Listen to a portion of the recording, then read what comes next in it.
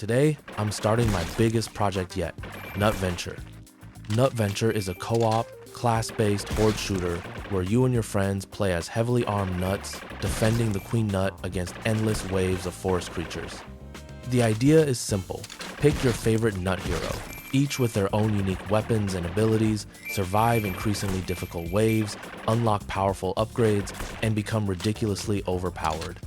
The goal of this devlog series is to show everything, the good parts, the bad parts, and all the mistakes in between. No fake progress, no polished marketing, just real game development. Right now, the project is still in its early stages, but I already have a clear vision of what I want it to become. Fast-paced combat, satisfying progression, goofy characters, and a game that's simply fun to play with friends. So let's stop talking and start making Nutventure. Firstly, I created the first playable character, a goofy-looking hazelnut with big eyes and tiny limbs. I wanted the design to be simple, funny, and instantly recognizable. I also animated the basics, including idle, running, and jumping. Next, I integrated Steam networking, so the multiplayer features would work properly from the start. After that, I implemented the first collectible items, like apples and pears. At this stage, I was mainly testing the pickup and throwing mechanics to make sure everything felt responsive. You can also see the inventory hotbar at the bottom of the screen. Every item has its own type, icon, 3D model, and maximum stack size. Finally, I added a sprint bar to complete the basic player movement system. At this point, I felt the game needed more variety, so I decided to add more playable characters. Each one is designed to have its own personality, weapon, and playstyle. Let's take a look at them.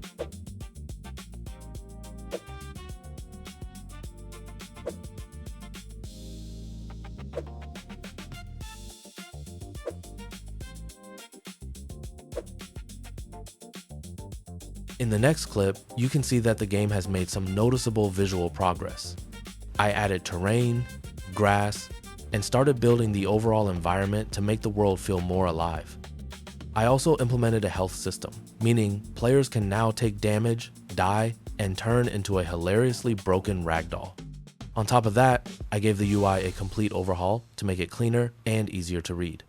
But one of my favorite additions is the chest system. You can now find and open wooden chests scattered around the map, each containing an item that you can collect. This is only the beginning though.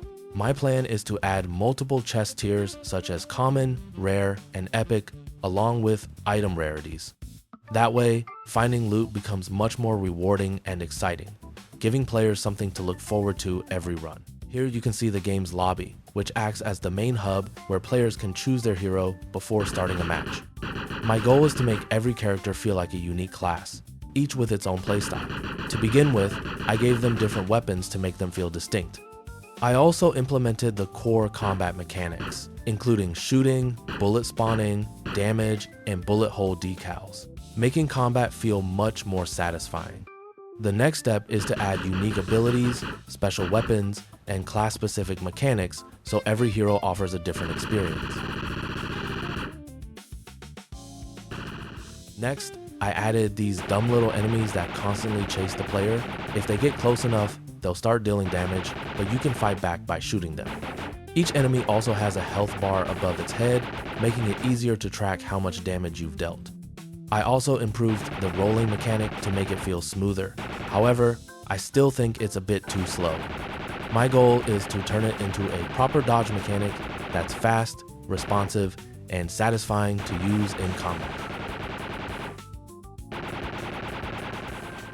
The next step was replacing the old bean-shaped enemy with something that would give the game a lot more personality.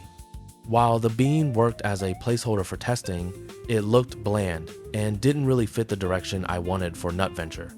So I replaced it with a rabbit, which already makes the world feel much more alive. After importing the model, I set up all of its animations, including running, attacking, taking damage, and dying. I then rewrote the enemy logic so it behaves just like the previous prototype. It chases the player, attacks when it gets close enough, and can be defeated by shooting it. Even though the behavior is currently simple, it provides a solid foundation for more advanced enemy types later on. To make combat feel more satisfying, I also added blood particle effects whenever an enemy is hit. It's a small detail, but it gives much better visual feedback and makes every shot feel more impactful. Overall, this change made the game feel far less like a prototype and much closer to an actual game. That's it for the first devlog. In the next episode, I'll be adding cosmetics and character customization, making the characters even cuter, introducing new guns, melee combat, and 3 brand new playable characters. I'll also start expanding the class system so every hero has a more unique role and playstyle. There's still a lot to build, but the game is already starting to take shape. Thanks for watching, and I'll see you in the next devlog.